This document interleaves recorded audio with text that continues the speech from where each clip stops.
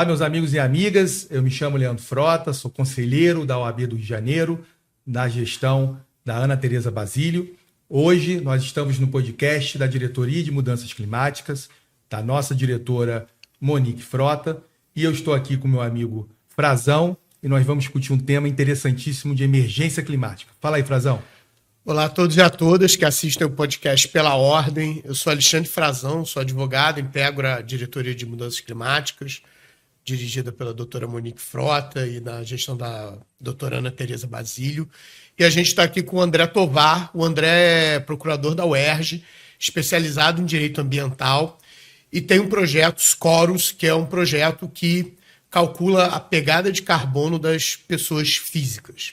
André, antes da gente começar aqui a falar de mudanças climáticas e mercado de carbono, primeira coisa, acho que a pergunta mais básica, o que é mercado de carbono? O que se comercializa nesse mercado?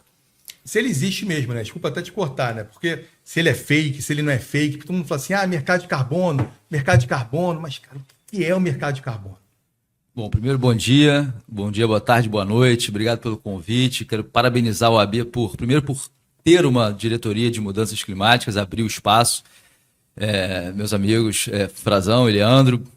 Bom, o mercado de carbono, Leandro, ele existe, ele não é a solução para as mudanças climáticas, ele é um excelente estímulo de mercado para induzir os comportamentos certos.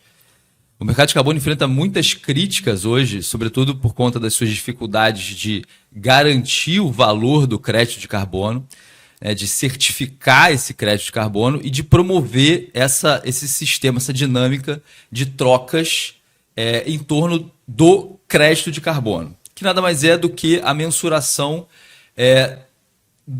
da molécula, né, o valor atribuído economicamente à molécula de gás carbônico ou equivalente a gás carbônico.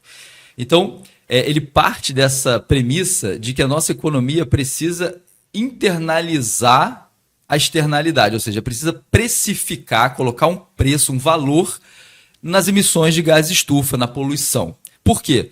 Porque os preços da nossa economia eles estão mentindo para a gente. Né? Quando a gente vai no posto de gasolina, a gente não, porque eu não abasteço mais a gasolina há muito tempo, mas quando o cidadão vai ao posto de gasolina e abastece, o preço que ele paga na bomba não está embutindo o custo em vidas, o custo em poluição, o custo em saúde. Então, a ideia qual é? No mercado de carbono regulado, estabelecer uma meta, um teto, um limite de emissões de gás estufa e cobrar acima daquele limite, empresas que excederem aquele limite de emissões vão precisar obrigatoriamente compensar essas emissões. Tá?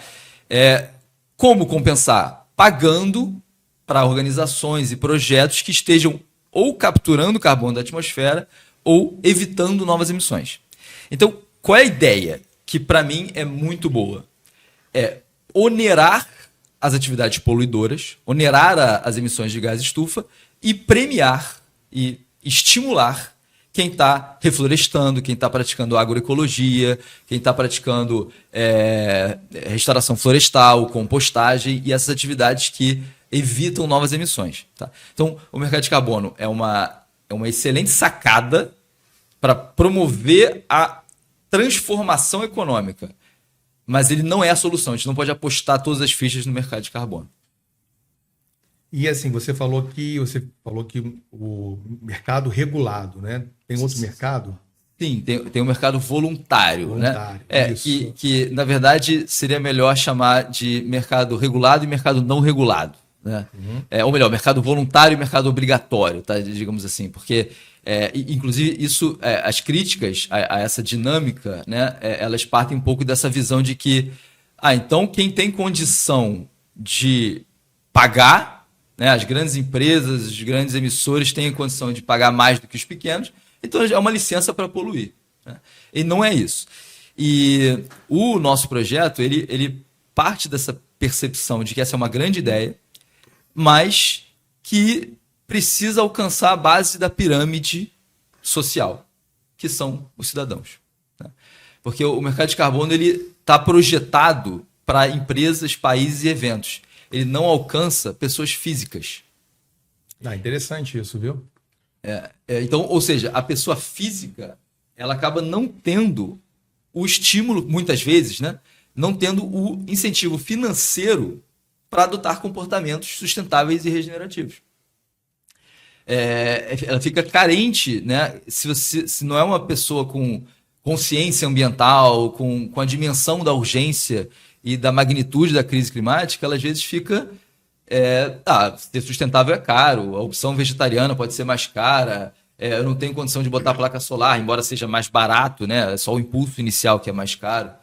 Enfim, então... E as pessoas físicas tem muito isso, né? A emergência climática, a crise climática é tão grande que às vezes as pessoas falam assim, não, mas eu tenho vontade de fazer alguma coisa, mas eu não sei nem o que eu posso fazer, nem sei nem se o meu comportamento mais sustentável ajuda alguma coisa, e a gente sabe que ajuda. Não só ajuda, como ele é fundamental, né? Então assim, é só para eu tentar aqui entender e para quem está aqui nos assistindo. Uhum. Então, o mercado de carbono, ele cabe pessoa física. A pessoa física... E quando eu falo pessoa física, assim, é pessoa física em todos os níveis.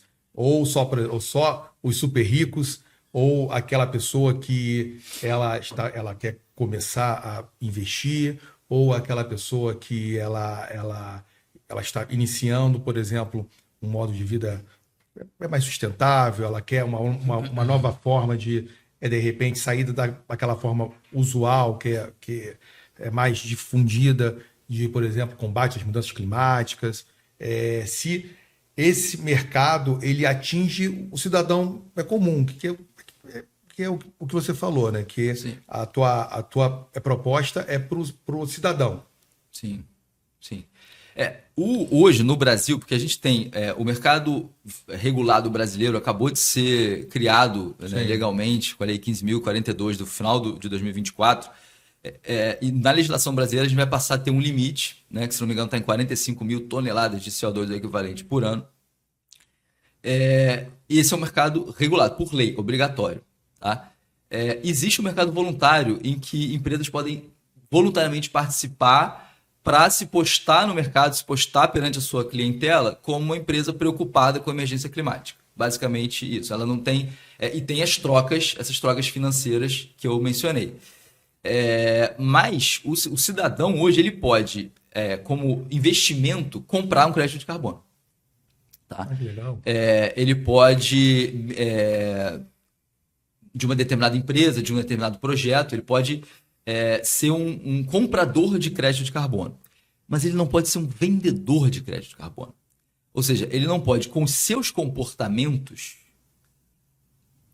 gerar saldos, né? Créditos de carbono. O que eu quero dizer com isso? Ao passo que uma empresa, ao reduzir as suas emissões de gás estufa, pode galgar ser vendedora de crédito de carbono, um cidadão não pode. Então falta esse estímulo financeiro.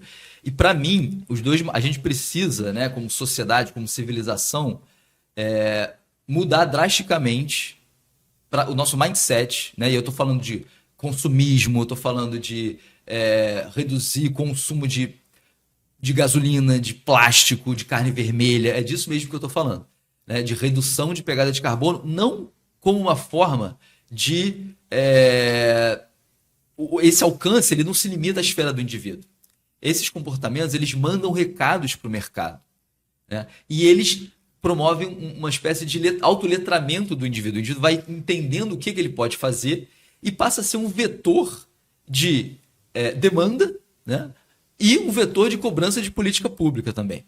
Então, a ideia é conscientizar, né? Promover esse acesso ao conhecimento e, ao mesmo tempo, dar o estímulo financeiro para a mudança de comportamento, que é o que o mercado de carbono não entrega. O cidadão não pode dizer, olha, eu tenho uma pegada de carbono baixa, então eu mereço um dinheiro. Tá? E o projeto Scoros faz isso. Ele parte dessa premissa de que a gente precisa de uma nova economia, mas a economia não vai mudar enquanto o lado da demanda não mudar. Enquanto tiver gente querendo gasolina, plástico e carne vermelha, vai ter gente vendendo gasolina, plástico e carne vermelha. Eu acredito muito nisso. Assim, o problema nós vivemos uma emergência. Mas o problema maior grande parte da sociedade continua vivendo como se não estivéssemos diante de uma emergência. Então a gente precisa dar essa chacoalhada, né? Precisa promover esse despertar coletivo para que cada cidadão seja um vetor de mudança econômica, um vetor das mudanças estruturais e sistêmicas na economia e na política. E é sempre aquela coisa assim, o cidadão e a empresa, os mercados, olhando também que entende muito direito regulatório, é aquela coisa, as pessoas respondem muito mais a incentivos do que a comando e controle. Exato. Não pode, não faz, é proibido. Não, vamos dar um incentivo aqui, se você tiver um comportamento que é melhor para todos, é melhor do que uma lei com preceito e sanção. Exato. E que é importante, até porque com isso, e passar a ter uma consciência, vamos dizer assim, maior da nossa sociedade, isso também desafoga o nosso Estado, né? O que o Estado precisa investir para mitigar os efeitos das mudanças climáticas. Agora, assim, um ponto interessante, então, quer dizer que falta na lei a participação, então, mais cidadã, né? Então, por acaso, você entende que seria interessante um movimento ou algo do tipo da sociedade ou da sociedade civil organizada, né? Nós estamos aqui na OAB, que é a maior entidade civil das Américas, de fazer com que o Congresso coloque o cidadão na lei, para que, se ele tem um comportamento, vamos dizer assim, parecido com de uma empresa, e a empresa pode aferir excelentes resultados, lucros, enfim, vender isso daí, por que não o cidadão? Então, você entende que seria interessante de fazer um movimento voltado para o poder legislativo, de repente? Olha, Leandro, essa pergunta me provoca... Uma advocacy, algo do tipo assim? Total, sim, em parte sim. Essa pergunta me provoca a explorar esse conceito de o triângulo da inação. Né? Qual é o triângulo da inação? A gente precisa enfrentar o problema emergência climática. Tá? E aí, só um parênteses, a gente não está só falando de seca, de inundação, de fenômeno climático extremo, de incêndio. A gente está falando de onda de calor, a gente está falando disso tudo. Mas a gente está falando também de escassez de água, de insegurança alimentar, de proliferação de doença. O Aedes aegypti, ele adora calor para se reproduzir. Então, dengue, chikungunya, zika. A gente está falando de crise de refugiado.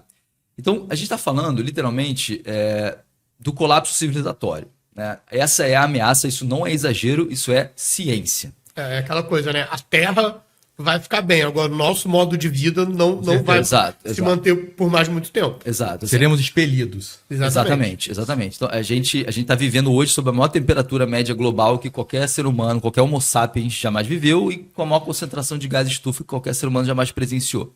E a ciência já alerta isso há muito tempo, né? Já há 40 anos que a ciência alerta isso, e a política não acompanha essa urgência no ritmo compatível com a magnitude e com a urgência do problema. E quando a gente vai, e a gente conversa sobre isso muito, a gente vê que o poder público, ele coloca, mas ele se justifica, ou de certa forma se isenta da responsabilidade, dizendo, olha, mas quem move a economia são as empresas. São as empresas que precisam liderar esse movimento e reduzir as suas emissões. Né? Aí você vai para as empresas falam, olha, mas eu atendo o meu mercado consumidor, tem demanda por isso.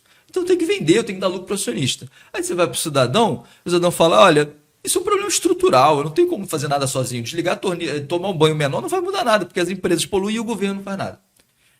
Então, é o triângulo da inação. Um joga a responsabilidade para o outro e a gente está nisso há 40 anos. Tá? Os primeiros cientistas que disseram que jogar gás carbônico na atmosfera ia dar problema, falaram isso na década de 50 do século XIX. Então, assim, a gente está muito atrasado. E aí, fechando parênteses, diante desse problema, não é exatamente incluir o cidadão no mercado de carbono regulado. É promover uma agência maior, uma capacidade de mobilização da sociedade civil maior, para que cada cidadão seja um elemento, um vetor, uma força de pressão na economia e na política. Porque o mercado de carbono, do jeito que ele está planejado, do jeito que ele está projetado, ele está assim, pensando em grandes emissores, ele não está pensando na pegada de carbono do cidadão. Então, não é exatamente inserir o cidadão na lei, é abrir espaços, né, para que o cidadão chegue mais próximo da tomada de decisão no parlamento e nos executivos. No caso, mais transparência. Mais transparência. E também assim, porque o mercado de carbono é isso, tem uma lógica própria, que é muito copiada, assim, muito inspirada no mercado financeiro, mercado de capitais, mas também isso não impede de ter uma outra política pública que premie comportamentos sustentáveis e que reduz a emissão do cidadão. Exato, exatamente. Vários exemplos, né? A gente tem Mas eu sou, olha só, desculpa até te cortar, mas eu sou assim, muito fã da presença do cidadão, não só no centro das decisões, como nesses marcos regulatórios. Eu vou te dar um grande exemplo. Existe uma lei que no Brasil ela é exemplo para o mundo, que é o RenovaBio, né? O programa, Sim. que é o maior programa de descarbonização do mundo. Sim. E o RenovaBio, existe um projeto de lei que ele, infelizmente, ele foi arquivado, que colocava o cidadão, o produtor, para que ele pudesse também ter direito a ICBIOS. Por quê? Porque não faz sentido a descarbonização ser apenas na usina. Perfeito. Se você, quando você planta, olha, por que ele vai levar mais sustentabilidade se ele não tem incentivo? Então, só tem incentivo quando chega na indústria. Então, ele ali olha e fala assim, poxa, por que eu vou gastar, por exemplo, eu vou tirar aquele defensivo químico, vou colocar um orgânico, por que eu vou investir mais se ninguém olha para mim? Então, existia esse projeto de lei, eu esqueci o nome agora do deputado, achei que ele virou senador, por isso que foi arquivado. E na época eu fiquei assim apaixonado por isso, porque é mais uma forma de você remunerar uma pessoa que está ali, que a gente sabe que o agro ele não é esse gigante todo, né? Nós temos 2 ou 3, 4 empresas que são muito grandes, mas o resto do agro são de pequenos produtores ou talvez até de médios produtores, né? Então, para que esse agro ele se torne, ou, por exemplo, mais agroecológico, o Estado precisa também incentivar e precisa trazê-los para o meio dessas decisões, porque senão, e isso é mais uma provocação, não fica algo sendo criado meio que, tipo, que agora que é a frase do momento, meio para Faria Lima, né? Não para os mortais, assim. Será que não é importante realmente incluí-los não só no centro das decisões, mas, de repente, eles terem os ou mesmos ou alguns benefícios?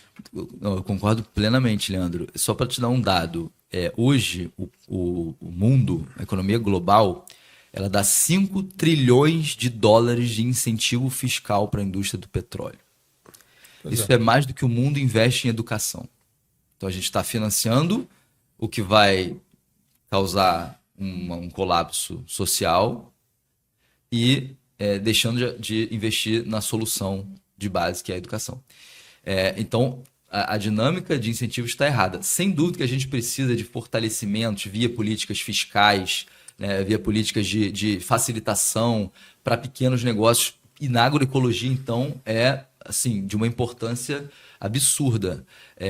Hoje, a gente, no Brasil, as nossas emissões, elas decorrem em 80%, né, cerca de 80%, do uso da terra, né, do setor agropecuário. Então, e as pessoas, às vezes, não fazem essa conexão, né? Agropecuária industrial e predatória, com arado de solo, com monocultura, com agrotóxico, isso acaba com a capacidade do solo de capturar carbono, né? O solo é um grande retentor de carbono. Então, se a gente mata essa capacidade do solo, a gente está agravando o problema. E a agroecologia, por outro lado, é a solução, né? Agricultura familiar, de base agroecológica, sem agrotóxico, sem monocultura. E responde, a agroecologia no Brasil responde por grande parte, né, do atendimento à demanda no Brasil. Então, esses agricultores precisam, assim, de muito estímulo, precisam ser muito fortalecidos. Quem precisa ser fortalecido na ponta. Mas aí, veja, é um negócio. É um negócio sendo estimulado. Inclusive, nós do projeto, a gente está em conversa, inclusive, para tentar viabilizar oferta de crédito de carbono para a agricultura regenerativa, para a agroecologia. Porque para dar mais essa fonte de receita para pequenos, né, agricultores. Bacana, né? Não, acho importante. Isso que você falou dos produtores que terem acesso ao CBIO, aquela coisa assim, você tem que descarbonizar a cadeia toda, do produtor, do cara lá que planta a cana, ou a mamona e tal, para fazer o etanol. Sim. sustentável até o dono do carro, até o cara que está abastecendo com etanol. Então, eu acho esses mecanismos de incentivos, como o projeto Scoros, é muito, muito importante, que inclui a pessoa se sente parte da solução. Sim.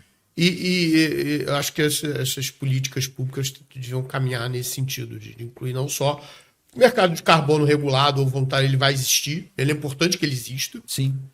Mas essa ponta do cidadão tem que ser amarrada, não pode ficar solta. A gente não tem muito essa cultura no Brasil, né, de pressionar a liderança política para tomada de decisão. Por exemplo, tá tramitando no Senado hoje um PL que pretende dificultar ou praticamente eliminar a fabricação de plástico de uso único. Eu tenho que me aprofundar ainda sobre o estudo desse PL, mas a ideia é restringir a produção de plástico. E isso não está nas manchetes, né? E isso é fundamental. O plástico de uso único, além de, né, tem vários estudos mostrando que a gente está se infectando com microplástico, né? 0,5% da massa do nosso cérebro é microplástico. O único lugar onde os cientistas ainda não encontraram microplástico no corpo humano, você sabe qual é? Não. Onde eles ainda não procuraram. Então, assim, e o plástico é um produto derivado do petróleo também. Sim. Então, assim, tá lá no Congresso tramitando. Gente, vamos tentar mandar um e-mail, cobrar, né? Por favor, acelera. Esse PL é importante. Demarcação de terra indígena, exploração de petróleo na Foz do Amazonas. Todos esses temas que, claro, tem várias nuances e complexidades, a gente não ignora. Claro, questões geopolíticas. Geopolíticas, claro. Exato. Mas, assim, várias pesquisas mostram isso, que o cidadão, a população quer ação climática, né? Então, vamos permitir que essa voz seja ouvida. Tá, então, assim, estamos já nos encaminhando para o fim, né? Acho que queria ouvir de você aí algum recado para quem quer conhecer mais do tema, o que a pessoa tem que procurar para conhecer o seu trabalho, conhecer o trabalho de vocês. Beleza. Uma página, um site, Instagram, sei lá, você fazer aí para que nós da advocacia, né, ainda mais a advocacia mais jovem, que aqui assiste muito podcast, que eles conheçam mais o que é o mercado de carbono e como que eles podem, de repente, até trabalhar, né, porque isso aí é um mercado que abre portas para a advocacia.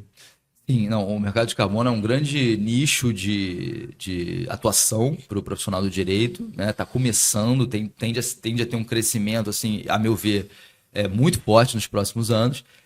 E eu convido a todos, né, todo cidadão que não tenha planos de morar em Marte, a conhecer o projeto Scoros. O nosso site é www.scoros.com.br.